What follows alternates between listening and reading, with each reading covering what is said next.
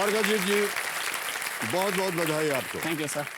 कई बार इस खेल के दौरान जी। हमने देखा कि आपने सही उत्तर दिया, सही समय पर भी दिया, एक दो बार आप प्रथम स्थान पर भी आए, जी जी बिल्कुल। लेकिन अंत में फिर कोई और बाजी मार लेते गया। हैं, बिल्कुल सर। आज आपने तीनों प्रश्नों का सही उत्तर दिया, सबसे तेज उत्तर दिया। आज आप यहाँ विराजमान हैं। Thank you. बहुत बहुत बधाई आपको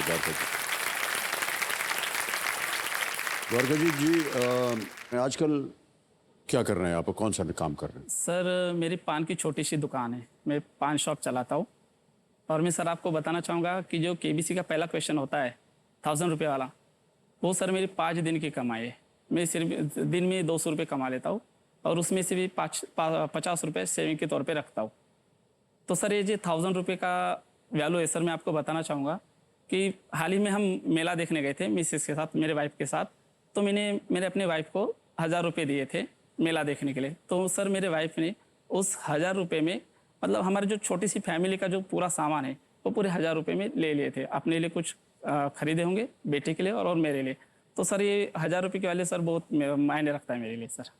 और सर और एक चीज़ बताना चाहूँगा सर, जो मैं वहाँ जहाँ से आया हूँ वहाँ सिर्फ सपने होते और वो पूरे नहीं होते, लेकिन सर मेरा आज सपना पूरा हुआ है और मैं आज हॉट सीट पे आके बैठा हूँ सर आपके सामने सर।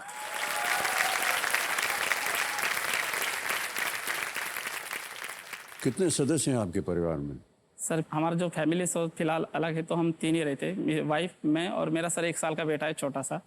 हम तीनों रहते सर। और साइड में बगल में माँ पापा रहते। मेरे पिताजी भी होटल चलाते, जस्ट मेरे बगल दुकान के बगल में उनका होटल है सर।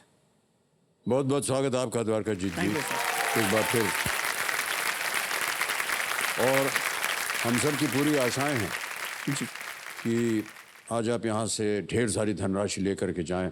और कंपेनियन के रूप में आप किसे लाए हैं? जी मेरे ससुर जी है, फादर इन लॉ। ओके जी ससुर जी, प्रणाम करता हूँ आपको। नमस्कार। और बहुत बहुत स्वागत आपका हमारे इस कार्यक्रम। आपका शुभ नाम? विश्वेश्वर कामरे।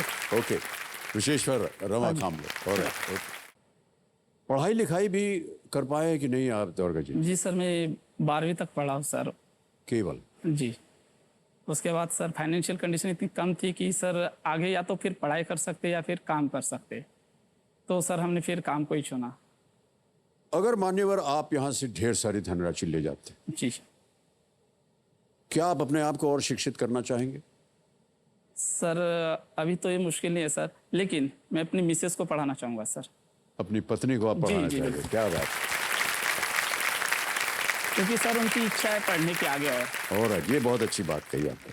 तो चलिए, हम उम्मीद करते हैं आज आप यहाँ से इतनी धनराशि लेकर के जाए कि आप अपनी पत्नी को शिक्षित कर सकें। बहुत अच्छी बात कही आप। Thank you sir. ऑलराइट, हम आपसे पूछना चाहते हैं कि यहाँ आने से पहले जितने भी कंटेस्टेंट्स होते हैं और जो प्रत्याशी होते हैं वो तैयारी करते हैं अपनी, किस तरह का प्रिपरेशन आपने किया था? किस तरह की तैयारी की थी आपने इस शो में आने के लिए? सर एक्चुअली क्या, हम सर जो शो में आने के लिए तो पहले हमने जो केबीसी का एप्लीकेशन डाउनलोड किया था सर। आपका शो देखते हुए आप ही ने बोला था कि सर एप्लीकेशन डाउनलोड करिए और खेलते रहिए सर। उसी के थ्रू हम आए हैं।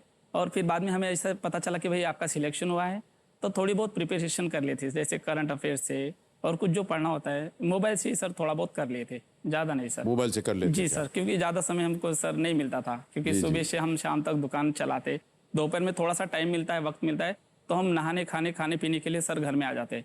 सुबह 6 बजे दुकान खोलते तो सर फिर 12-1 बजे दुकान बंद करके घर चले आते, 1-2 घंटा रेस्ट करते, फिर और दुकान में चले जाते। उसके बाद सर सीधा हम 8 बजे दुकान बंद करते हैं सर।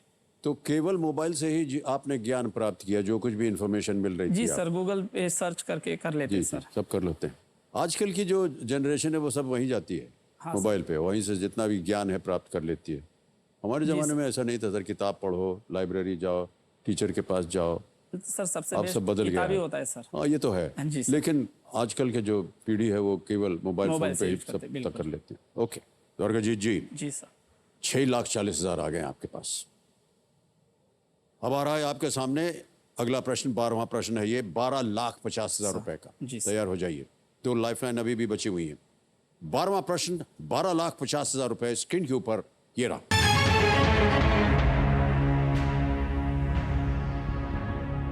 हैदराबाद में स्थित एक सिविल सेवा प्रशिक्षण संस्थान राष्ट्रीय पुलिस अकादमी एनपीए का नाम किसके नाम पर रखा गया है?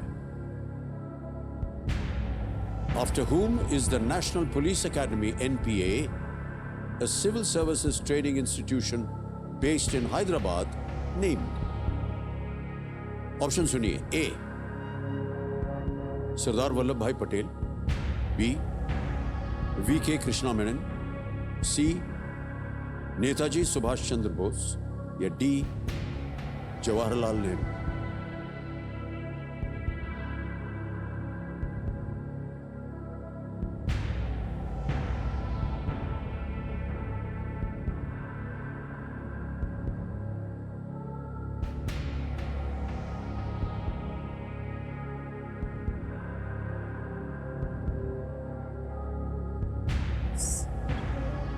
वी.के. कृष्ण मेनन लग रहा है सर मुझे।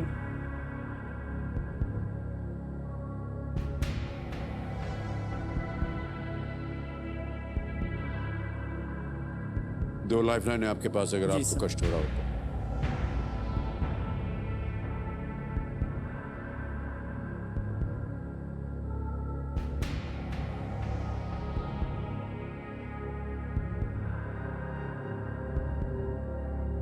सर 50-50।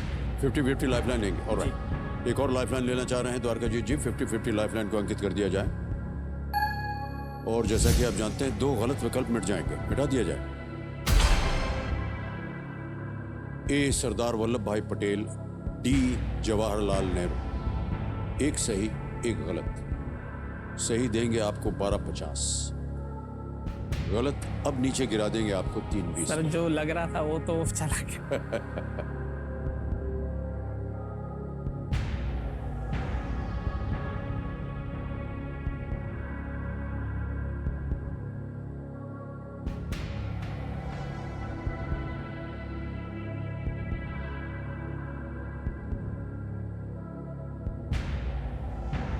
सर एक को लॉक कर दें लॉक। जी सर। सरदार वल्लभ भाई पटेल कह रहे हैं ए पे ताला लगाया जाए।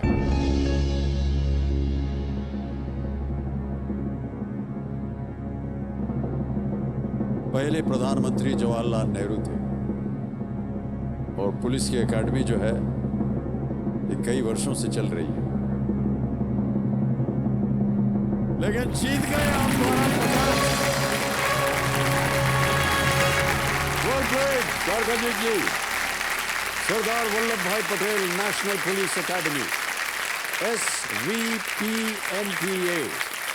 एक सिविल सेवा प्रशिक्षण संस्थान है जो भारतीय पुलिस सेवा IPS के अधिकारियों को उनके संबंधित राज्य केडर में भेजे जाने से पहले प्रशिक्षित करता है। सर आप डरा देते हो पहले ही। ऑलराइट, डराना हमारा काम नहीं है, लेकिन 12,50,000 रुपये आप जीत गए हैं। बहुत बहुत बधाई हो।